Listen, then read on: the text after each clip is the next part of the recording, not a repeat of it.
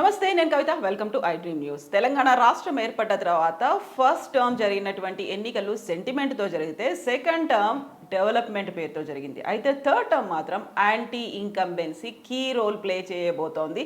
అదే తమకు అనుకూలంగా అవుతుంది అని కాంగ్రెస్ పార్టీ చెప్తోంది. అయితే బీఆర్ఎస్ స్ట్రాటజీ ఎలా ఉంది? నిజంగానే ప్రజల్లో వ్యతిరేకత ఉందా? మనతో పాటుగా ఉన్నారు ప్రొఫెసర్ ఘంటా చక్రపాణి గారు. చక్రపాణి గారు, థర్డ్ టర్మ్ ఎలక్షన్స్, ప్రజా వ్యతిరేకత, యాంటీ ఇన్కంబెన్సీ ఉంది, అది మాకు అనుకూలంగా మారుతుంది, మేమే ప్రభుత్వంలోకి వస్తున్నాము అని కాంగ్రెస్ చెప్తోంది. బీఆర్ఎస్ పరిస్థితి ఎలా ఉంది? నిజంగానే గ్రౌండ్ రిపోర్ట్ మీరు తిరిగి వచ్చినప్పుడు ఎలా కనిపించింది? అంటే ఎప్పుడైనా ఎన్నికలలో యాంటీ ఇన్కంబెన్సీ అనేది రెండు రకాలుగా ఉంటుంది. ఒకటేమో ప్రభుత్వం క్రియాశీలంగా లేకపోయినప్పుడు, ఒక రొటీన్ కైండ్ ఆఫ్ అడ్మినిస్ట్రేషన్ ఉన్నప్పుడు, ఏ ఉత్సాహము, ఏ రకమైనటువంటి ఒక కొత్త ధనం లేనప్పుడు, ఇది ఒక సెట్ ఆఫ్ యాంటీ ఇన్కంబెన్సీ.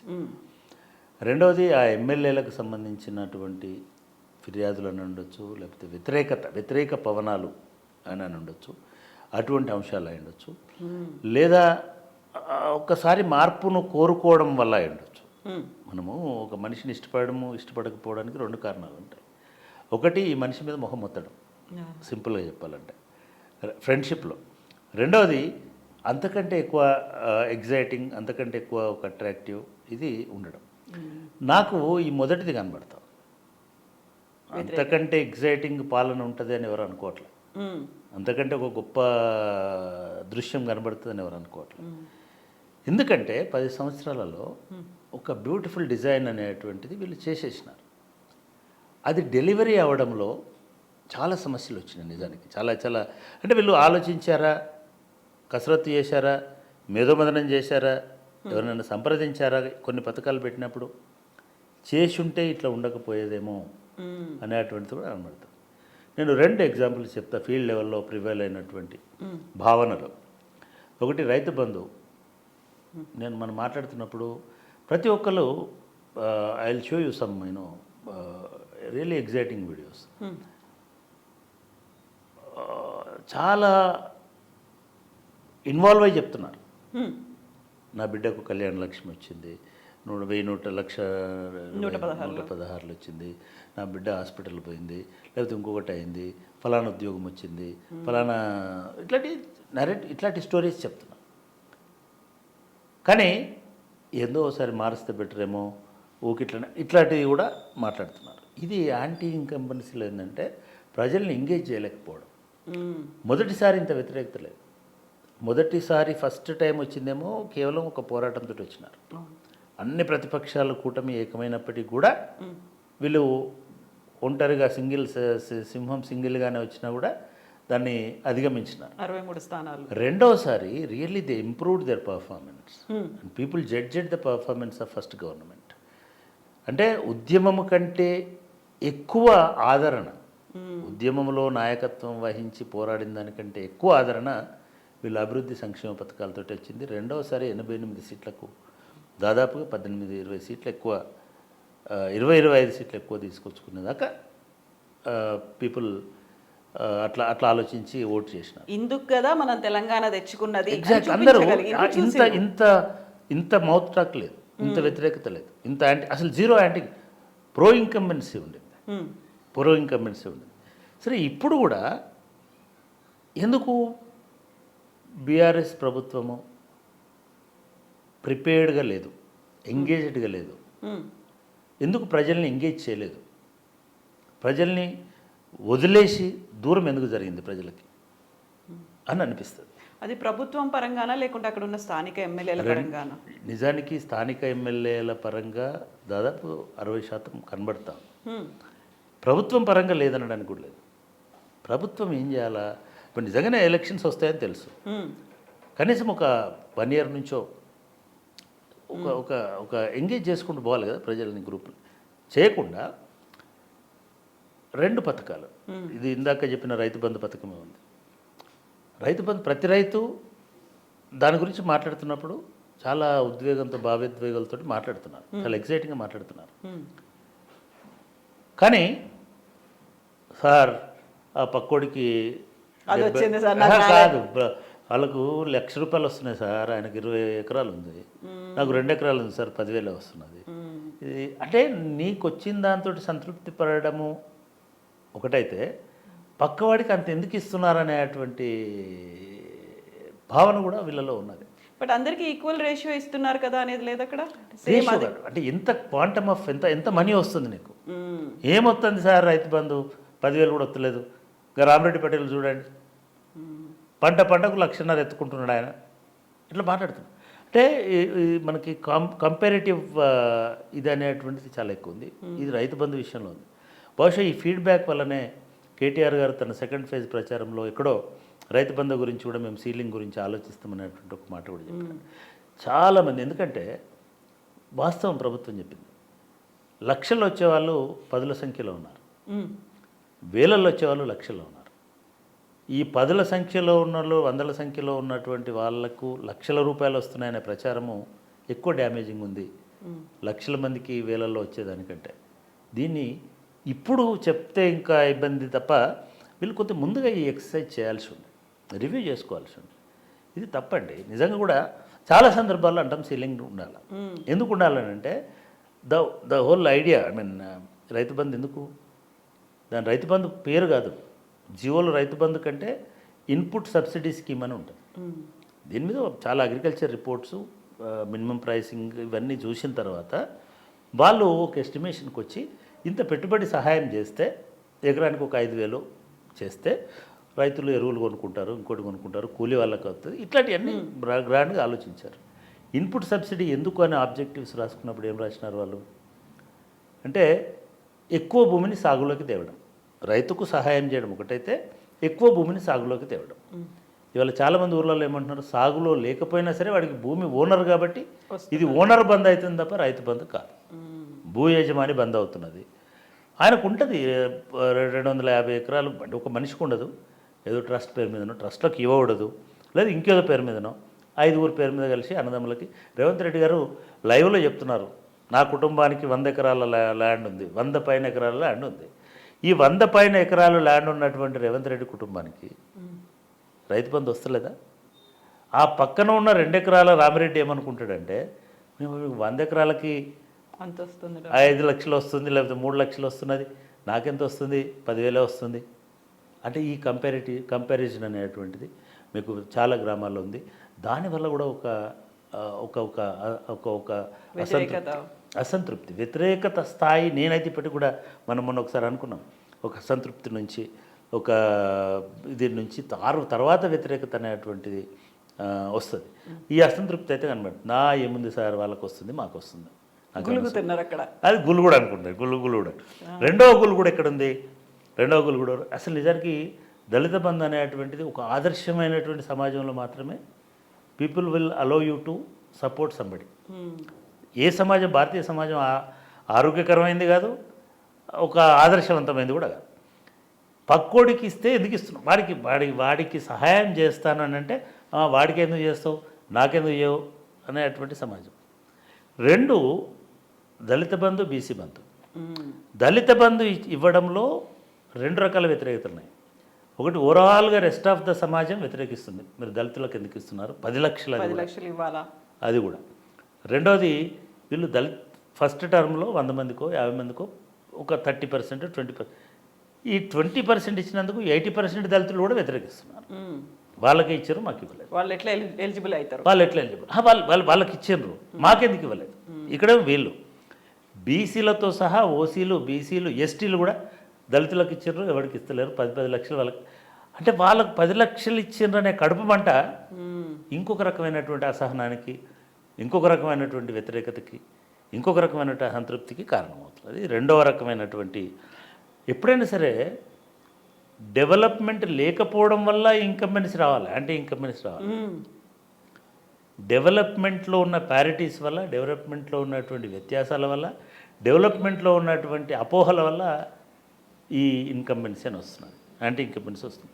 రెండవది,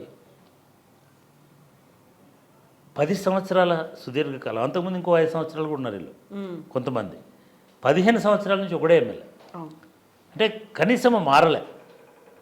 అభ్యర్థి మారకపోవడం ఒకటైతే, మొదటిసారి గెలిచినప్పుడు ఉన్నంత వినమ్రంగా రెండోసారి లేడు, రెండోసారి ఉన్నంత విధేయతగా మూడోసారి లేడు. ఇప్పుడు మా ఎమ్మెల్యేకి కళ్ళు నెత్తిమీదకి వచ్చినాయి సార్, ఈయన మమ్మల్ని దేకుతలేడు, మా మాట వింటలేడు, వాడు ఏదో గుర్తు చేసుకుంటున్నాడు. నేను ఆ రోజు పోయినప్పుడు నేను సార్ ఫస్ట్ టైము నేను కనబడంగానే దగ్గర తీసుకొని ఇది చేసుకునేటాడు, రెండోసారి ఏమో తమ్మి భవనం అని చేతిలో చేసేటాడు. ఇప్పుడు నేను ఇట్లా పోయి నాన్న నమస్తే అంటే అటు చూసుకుంటూ పోతున్నాడు సార్. కొత్త దోస్తులు ఎక్కువైనారు, కొత్త బిజినెస్ అంటే ఎమ్మెల్యేలు. మా సార్ మునుపటి సార్ కాదు సార్, మా సార్ మునుపటి సార్ కాదు సార్, మస్తు మారిపోయింది సార్.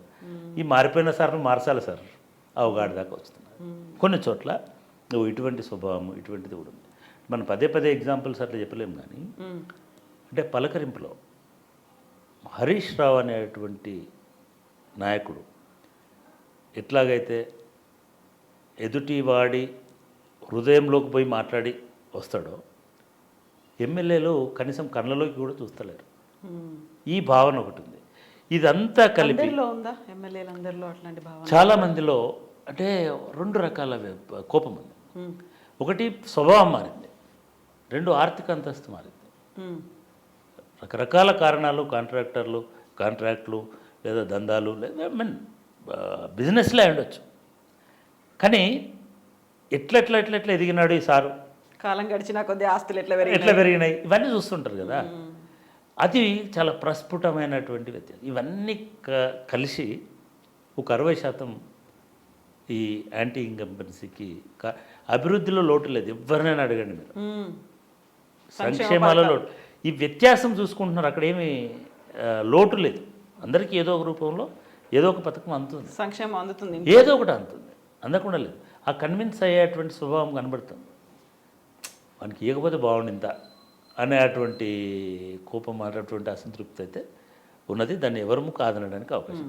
ఇవంతా కలిపి ఇప్పుడు ఉంది అనుకుంటున్నటువంటి యాంటీ ఇన్కంబెన్సీలో ఒక 60% కాంట్రిబ్యూట్ చేస్తుంది. ఇంకొక 40% ఓవరాల్గా ఎగ్జైట్మెంట్ అనేది గవర్నెన్స్లో లేకపోవడము. ఐ మీన్ అన్నీ కొన్ని నరేటివ్స్ వదిలినారు, మేధావులనండి, మీడియా అనండి, యాంటీ తెలంగాణ మీడియా అనండి, లేదా రకరకాల ఇదేంటండి, ఈయన రాడు, సెక్రటేరియట్ గులగొట్టిండు, కొత్త సెక్రటేరియట్ అవసరమా, ఫామ్ హౌస్లో కూర్చుంటాడు, కుటుంబ పాలన, ఇట్లాంటి ఎంత ఒక ఇది జరిగింది. ఇది రెండవ రకమైనటువంటి వ్యతిరేకత. మూడోది నిజంగా కూడా చాలా స్మాల్ నెంబర్ జాబ్స్. ఎప్పుడైనా 1,00,000 అనౌన్స్ చేసింది 80,000, కానీ 80,000 జాబులు ఆగిపోవడం రిక్రూట్మెంట్ అనేది ఇవాళ 80 లక్షల ఓటర్ల మీద ప్రభావం చూపించేట్టుగా ఉన్నది. డిపెండ్స్ పేపర్ చదివేటాడు, మనము ఛాయ్ మాట్లాడుతున్నాం అనుకో, అన్నీ బాగానే చేసిండు, కానీ సార్ ఈ నౌకర్లు ఇచ్చుడు చేస్తే బాగుండు సార్, అది రిక్రూట్మెంట్లో అయితే బాగుండు సార్, వానికి టీఎస్పీఎస్సీ స్పెల్లింగ్ కూడా తెలియదు, ఆ టీఎస్పీఎస్సీ చేస్తే బాగుండు సార్, ఈ పేపర్ లీక్ లేదు సార్ అని మనం మాట్లాడుతుంటాం. నీ బిడ్డ ఏమైనా ఉందా, నీ కొడుకు ఏముందా, లెవెల్ లేరు సార్, మా ఇంట్లో చదువుకోలేదు. మరి నువ్వు ఎట్లా ఆలోచిస్తావు సార్? ఎంతైనా పిల్లలు కదా సార్, వాళ్ళు రోజు చూస్తున్నాం కదా సార్ టీవీలో, సూసైడ్ ఆత్మహత్యలు చేసుకుంటాను సార్ అంటే. ఈ మెసేజ్ అనేది డ్యామేజ్ చేసేటువంటి విధంగా అది అట్లా ప్రచారం అనేది, ఆ ప్రచారం అనేటువంటిది కూడా ఈ అసంతృప్తికి, ఈ వ్యతిరేకతకి కారణం అవుతుంది. సో ఇట్లా ఈ అంశాలు అంటే మనకి కొంతమందిలో ఇటువంటి అసంతృప్తి ఉంటుంది, కొంతమందిలో అసహనం ఉంటుంది, మైనర్ సెక్షన్ అయినా కూడా కొంత కోపం ఉంటుంది, అండ్ అది కొంత వ్యతిరేకతకు దారితీసేటువంటి అవకాశం ఉంటుంది. ఆయన ఈ అసంతృప్తి అంతా కూడా ఆ క్యాండిడేట్స్ మీదే పడుతుంది. ఇక్కడ సీఎం కేసీఆర్ ఒక మాట పదే చెప్తూ వస్తున్నారు. రైట్ ఫ్రమ్ ద బిగినింగ్ టికెట్లని అనౌన్స్ చేసిన దగ్గర నుంచి, లిస్ట్ అనౌన్స్ చేసిన దగ్గర నుంచి 119 నియోజకవర్గాల్లో నేనే పోటీ చేస్తున్నా, నా మొహం చూసి ఓటేయండి. ఆ తర్వాత బీఆర్ఎస్ లీడర్లు ఇంక్లూడింగ్ కేటీఆర్ కూడా అదే మాట చెప్పిండ్రు, సీఎం కేసీఆర్ని చూసి ఓటేయండి అనేది. సో అది ఎంతవరకు రీచ్ అయింది అంటే నిజానికి ఈ గ్రౌండ్ లెవెల్లో ఉన్న ఈ వాతావరణం వీళ్ళకు రీచ్ అయింది కాబట్టే వాళ్ళు ఆ విషయం చెప్పినారు. సో మేము సీఎం కేసీఆర్కే చెప్తున్నాం అనే మాట. వీళ్ళకి ఇదంతా రీచ్ అయింది. నిజానికి మార్చాల్సి ఉండే. ఇట్లాంటి పాయింట్అవుట్ చేసినటువంటి ఇటువంటి ఎమ్మెల్యేలు అంతటా ఇట్లా లేదు. అంతటి ఇటువంటి వాతావరణం ఉంది అనుకోవడానికి లేదు. మనము ఇప్పుడు మెదక్ జిల్లాలో చూసుకున్నట్టయితే మెదక్ జిల్లాలలో ఉన్నటువంటి నియోజకవర్గాలలో ఒక 2 నియోజకవర్గాలు 3 నియోజకవర్గాలు కనీసం మీకు ఏమీ వ్యతిరేకత ఉండదు. సరే మిగతా వాటిలలో ఎట్లున్నప్పటికీ కూడా హరీష్ రావుని వ్యతిరేకిస్తారు ఎవరో అని మెజారిటీ తగ్గుతుందా తగ్గదా, అవతల వాళ్ళ బలం ఎట్లుంటుంది, దట్ ఈస్ డిఫరెంట్. కానీ చేయింది ఏముంది, ఆయన కలవంది ఎవరిని, మాట్లాడంది ఎవరిని, ఇటువంటి వాతావరణం ఉంటుంది. కానీ అదే మీరు జహీరాబాద్కు పోయినప్పుడు లేదా అదే మీరు సంగారెడ్డిలో అంటే సంగారెడ్డికి పోయినప్పుడు రకరకాల అంశాలు వస్తున్నాయి. ఇప్పుడు సంగారెడ్డి ఎమ్మెల్యే కొంచెం అనారోగ్యంతో ఉన్నాడు సార్, ఆయన మార్స్తే అయిపోవు సార్ అని అంటారు వాళ్ళు. అంటే వాళ్ళకు ఉన్నటువంటి ఇన్హరెంట్ వీటితోటి. అట్లాగే పోచారం శ్రీనివాసరెడ్డి గారికి సంబంధించి అంటే వాళ్ళ సరే సార్ పాపం అప్పుడే చెప్పిండు సార్, ఇంకా ఆయనకు చేత కాదు ఇప్పుడు, వాళ్ళ కొడుక్కిస్తే అయిపోవు కదా సార్ అనేటోళ్ళు ఉంటారు. అట్లా కొడుక్కిచ్చిన చోట మాత్రం వ్యతిరేకించిండ్రు కదా. అంటే ఇప్పుడు చెప్పలేము, అంటే ప్రజల్లో అయితే చెప్పలేము. అంటే ఒకటి మనం కూడా లాస్ట్ టైం కూడా అనుకున్నాము, ఎప్పుడైనా సరే ఈ సర్క్యులేషన్ ఆఫ్ లీడర్షిప్ జరగాలి. లేకుండా ఒకటే లీడర్షిప్ 30 ఏళ్ళు వాళ్ళ నెత్తి మీద కూర్చోవడం అనేటువంటిది. కొంతమంది లీడర్లు ఈవెన్ కాంగ్రెస్ పార్టీలో కూడా మనం గ్రౌండ్ లెవెల్లో అడిగినప్పుడు, ఏ సార్ 30 ఏళ్ళ నుంచి ఈయనేనా సార్, ఎన్నిసార్లు ఇస్తాం సార్ ఈయనకి, 11 సార్లు 10 సార్లు ఎమ్మెల్యేగా పోటీ చేసిన నాయకులు ఉన్నారు అక్కడ. అన్నిసార్లు పోటీ చేశారు, అన్నిసార్లు గెలిచారు అంటే దే మేడ్ సమ్ డిఫరెన్స్ అనేది, ఒక చేంజ్ ఏదో చూపించిండ్రు, ఒక డెవలప్మెంట్ ఏదో చూపించారు. అది ఇంకా కంటిన్యూ అవ్వాలి, అది కంటిన్యూ అవ్వాలి. మనం ఇందాక హరీష్ గారి ఎగ్జాంపుల్ తీసుకున్నాం, లేదా ఇంకొకరి ఎగ్జాంపుల్ తీసుకున్నాం. వాళ్ళు ఓడించారు, ఎందుకంటే చేస్తున్నాడు కదా అనుకుంటారు. కానీ ఒకసారి యాంటీ ఇన్కంపెన్సీ అనేది ఒక లేయర్ లాగా ఒక వేవ్ లాగా స్ప్రెడ్ అయితే ఈ మౌత్ టాక్ వల్ల అది దెబ్బతీసే అవకాశం ఉంటుంది మిగతా విజయ అవకాశాలు. నిజానికి ఇంకొక ఎగ్జాంపుల్ చెప్తాను. నిరంజన్ రెడ్డి గారు చాలా డెవలప్ చేసినాడు కాన్స్టిట్యున్సీని. అంతకుముందు దాన్ని ఒక జిల్లా కేంద్రం చేసినాడు, అక్కడ ఒక మెడికల్ కాలేజ్ తెచ్చినాడు, అగ్రికల్చర్ మినిస్టర్ కాబట్టి అగ్రికల్చర్ కాలేజ్ తెచ్చినాడు. నేను వెళ్ళినప్పుడు ఎవరో రోడ్డు మీద మాట్లాడుతుంటే ఒక JNTU తీసుకొచ్చినాడు, ఇంజనీరింగ్ కాలేజ్, మత్స్య కాలేజ్, ఫిషరీస్. అంటే ఆయన పెట్టింది లేదు, ఆయన పెట్టని కాలేజీ లేదు. రోడ్డు వైడనింగ్ వాళ్ళు చెప్తున్నారు 40 ఏళ్ళ నుంచి చిన్నారెడ్డి గారి హయాం నుంచి కూడా ప్రయత్నం చేసినారు సార్, రోడ్లు ఎవ్వరు చేయలేదు, పర్ఫెక్ట్గా రోడ్డు వైడనింగ్ చేసినారు. ఇక్కడ సీఎం కేసీఆర్ ఒక మాట అన్నారు వనపర్తిలో క్యాంపెయినింగ్ చేస్తున్నప్పుడు, నేను హరీష్ రావు గురించి నిరంజన్ రెడ్డి గారి గురించి మాట్లాడాలి, ఇద్దరు ఎక్కడేం కనిపించినా మా నియోజకవర్గానికి కావాలంటారు. నిరంజన్ రెడ్డి అక్కడ రోడ్డు మీద ఒక తట్ట పెండ కనిపించినప్పటికి తీసుకుపోయి వాళ్ళ పొలాల్లో వేసుకోవాలి, మా వనపర్తికి కావాలి తీసుకుపోతారు. అదంతా వాస్తవం. కానీ ఇప్పుడు ఎందుకు చెమటోడాల ఓల్చాలి, ఒకటేసారి ఆయన గెలిచింది. అంతకుముందు కూడా ఓడిపోయాడు ఫస్ట్ టర్మ్లో. ఒక్క టర్మ్లో దాన్ని కంప్లీట్ మార్చేసినాడు దాని స్వరూపము. ఇవాళ ఆయన ఎర్త్ అండ్ హెవెన్ మూవ్ చేస్తున్నాడు, చెమటోడుస్తున్నాడు, గ్రామం తిరుగుతున్నాడు, అటు వాళ్ళని అందరినీ కట్టుకొని పోవాల్సి వస్తుంది. ఎందుకు అవుతుంది ఈ పరిస్థితి, ఇది ఆలోచించాలి. దీనికి నిజంగా కూడా మనం సంక్షేమం చేస్తున్నాం, డెవలప్ చేస్తున్నాం, మనం గెలుస్తామనేటువంటి ఒక ఓరియంటేషన్ వీళ్ళకు ఉంది. దాంతో పార్టీ నిర్మాణము, పార్టీ సంస్థాగతమైనటువంటి క్రమశిక్షణ, పార్టీ ఎమ్మెల్యేలే పార్టీ ప్రెసిడెంట్ పెట్టడం నా దృష్టిలో అదొక పెద్ద బ్లండర్ అని. ఆయన యాక్సెసిబుల్లో లేడు. మీరు చెప్తున్న అంశము మామిడి కొమ్ములు వచ్చినని ఎందుకు అంటున్నారు? పార్టీ ప్రెసిడెంట్ అనేటోడు ప్రతి ఇంటికి పోవాలని కదా, ప్రతి కార్యకర్తని కలవాలని కదా. నీకు ప్యారలల్ సెటప్ లేకపోయి ప్యారలల్ పార్టీ సెటప్ అనేటువంటిది ఉండాలి. ఉండకుండా నువ్వు ఎమ్మెల్యే ఎక్కడ ఉంటున్నాడు, ఎవరిని కలుస్తున్నాడు, ఎన్ని గ్రామాలకు కమిటీలు వేసినాడు, ఎన్ని మండలాలకు అధ్యక్షులను వేసినాడు, అసలు నెట్వర్క్ పైనుంచి కింది వరకు ఫ్లో ఆఫ్ ఇన్ఫర్మేషన్ కానీ, ఐడియాలజికల్ ఇది కానీ, లేకపోతే సంక్షేమానికి సంబంధించి అది జరగకపోవడం వల్లే కదా ఇవాళ సెంటర్ అంటే హైదరాబాద్ నుంచి వీళ్ళు చెమటోడ్చాల్సి వస్తున్నది. ఇప్పుడు అంటే పార్టీ నెట్వర్క్ని నిర్లక్ష్యం చేయడము, దాన్ని క్రియాశీలకంగా ఉంచకపోవడము, దాన్ని ఎంగేజ్ చేయకపోవడము, వాళ్ళని ఫ్రీక్వెంట్గా ఇంటరాక్ట్ కాకపోవడము, ఒక ప్యారలల్ లీడర్షిప్, సెకండరీ లెవెల్ లీడర్షిప్ను కూడా ప్యారలల్గా పెట్టకపోవడము, ఇది ఒక ప్రధానమైనటువంటి మరియు 4వ రకమైనటువంటి సమస్య బీఆర్ఎస్లో కనబడుతున్నది అనిపిస్తుంది. అంటే ప్రజలు సిద్ధంగానే ఉన్నారు, ప్రజలు స్పష్టంగానే ఉన్నారు. కానీ ప్రజలను రీచ్ అవ్వడంలో ఒక కాంగ్రెస్ వాళ్ళు చూపించినంత ఉత్సాహం, ఒక బీజేపీ చూపించినటువంటి ఉత్సాహం మీరు చూపించట్లేదు.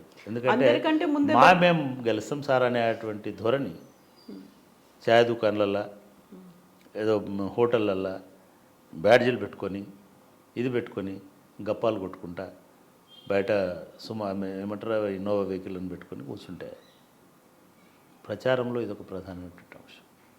ఇప్పుడు అందరికంటే ముందే అభ్యర్థులను అనౌన్స్ చేసిండ్రు, అందరికంటే ముందే బరిలోకి దిగిండ్రు, అందరికంటే ముందే తమ ప్రణాళిక ఏముంటుంది అనేది ఒక ప్రోగ్రెస్ రిపోర్ట్ ద్వారా కూడా ఇచ్చిండ్రు. అది ఇవి ఇచ్చినప్పటికీ కూడా రెండోది ఇదేమో ఒక సెట్ ఆఫ్ ప్రాబ్లం.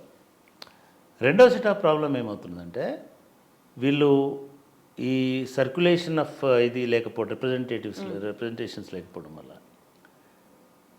వీళ్ళు కూడా అంటే కార్యకర్తలు కూడా మళ్ళీ గెలిస్తే ఆయనే మినిస్టర్ అవుతాడు, నాకు ఎప్పుడు అవకాశం వస్తుంది అనే అంత దూరంలో కూడా కొంతమంది ఆ క్యాడర్లో మా సార్కి ఏమొస్తుంది, మళ్ళీ ఫలానా ఆయననే సీఎం అవుతాడు, మళ్ళీ ఫలానా ఆయననే మినిస్టర్ అవుతాడు. అంటే వీళ్ళు నేనేమంటున్నానంటే జగన్ చాలా సక్సెస్ఫుల్ గేమ్ ఆడినాడు. ఫస్ట్ 5 సంవత్సరాలు 3 సంవత్సరాలు 2.5 సంవత్సరాలు ఇగో వీళ్ళు మినిస్టర్, ఈ మంత్రివర్గం ఉంటుంది, మంత్రివర్గం 2.5 సంవత్సరాల తర్వాత నేను మార్చేస్తా అన్నాడు. మార్చేసి ఒక 2-3 మినహాయించి మిగతాలందరినీ మార్చేసినాడు. మళ్ళీ చెప్తాడు ఆయన ఎలక్షన్స్ పోయే ముందు నెక్స్ట్ కొత్త మినిస్టర్లు వస్తారని చెప్తాడు. దీంతో ఒక 3 సార్లు 4 సార్లకి ఎప్పుడో ఒకసారి అయితే అవకాశం వస్తుంది కదా. ఇవాళ ఏమైపోయింది, ఈ సైంటిఫిక్ అప్రోచ్ లేకపోవడం వలన 10 సంవత్సరాల నుంచి 15 సంవత్సరాల నుంచి మినిస్టర్లో ఉన్నటువంటి వాళ్ళు ఉన్నారు.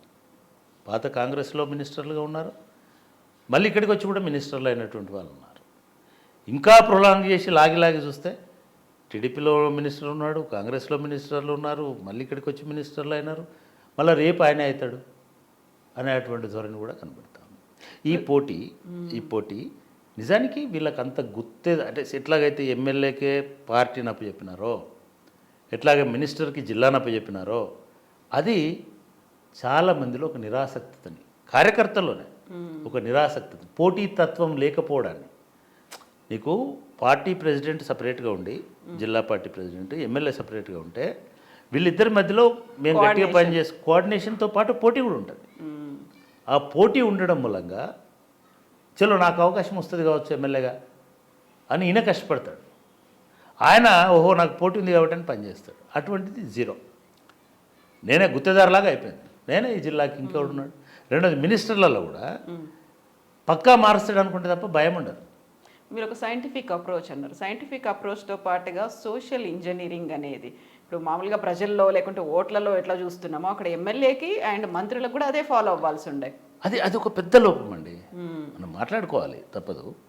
ఎందుకంటే ఇట్లా ఉండకూడదు కదా, ప్రజా చైతన్యం పెరుగుతుంటుంది సమాజంలో. పెరుగుతున్నప్పుడు దాన్ని నువ్వు అడాప్ట్ చేసుకోగలగాలి, కొన్ని ఇది చేసుకోవాలి, కొన్ని ఇన్కార్పొరేట్ చేసుకోవాలి, కొన్నిటిని అడ్జస్ట్ చేయాలి, కొన్నిటిని అకామిడేట్ చేయాలి.